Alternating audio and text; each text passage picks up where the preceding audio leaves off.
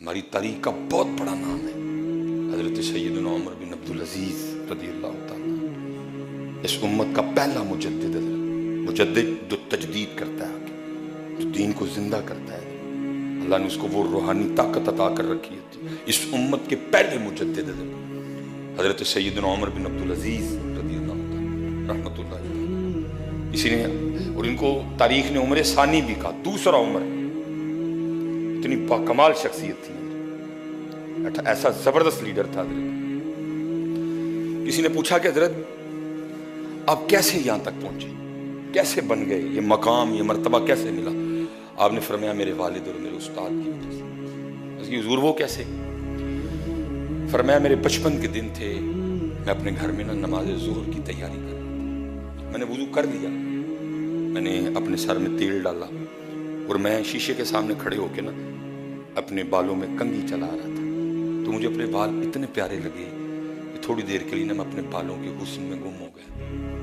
بس اسی وقت میں ظہر کی نماز جماعت کا ٹائم نکل گیا۔ کہتے جب میں مسجد میں داخل ہوا تو میرے استاد حضرت صالح بن کیسان، آپ ظہر کے بعد فرضوں کے بعد جو آپ دعا فرما رہے تھے، کہتے آپ نے دیکھا مجھے آتے ہوئے، جماعت تو گزر چکی تھی، کہتے میں نے سنتیں پڑھی، میں نے فرض پڑھی، میں نے پھر 2 سنتیں پڑھی، میں نے نفل پڑھی، استاد صاحب بیٹھے ہوئے تھے، آپ نے مجھے بلایا، کہتے میں آیا، مجھے صرف اتنا سوال کیا، عمر آج تیری جماعت کی میں رہے گی؟ اور حضرت یہ نہیں سمجھنا کہ ایک محلے دے کسی غریب منڈے دا پتر ہے، کسی غریب سے شخص کا بیٹا ہے، نہیں، آپ اس وقت مصر کے گورنر کے پتر تھے۔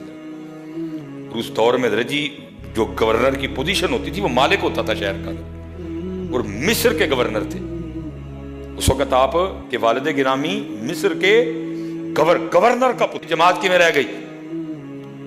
اب آگے سرچ کرتے میں نے عرض کیا استاد جی سر سے تیل پایا، وہ میں شیشے کے سامنے کھڑے ہو کے سر میں کنگھی کر رہا تھا، وہ بال اتنے پیارے لگے میں بالوں کے حسن میں کھو گیا، جماعت رہ گئی۔ پھر میں جا بس کاتب کو بلایا، آپ کے والد جو اس وقت مصر کے گورنر تھے حضرت عبد العزیز رحمۃ اللہ تعالیٰ نے ان کو خط لکھا، فرمایا اے عبد العزیز، آج بالوں میں کنگھی چلانے کی وجہ سے تیرے بیٹے کی ظہر کی جماعت رہ گئی، سزا کا فیصلہ تم کرو گے کہ میں کروں؟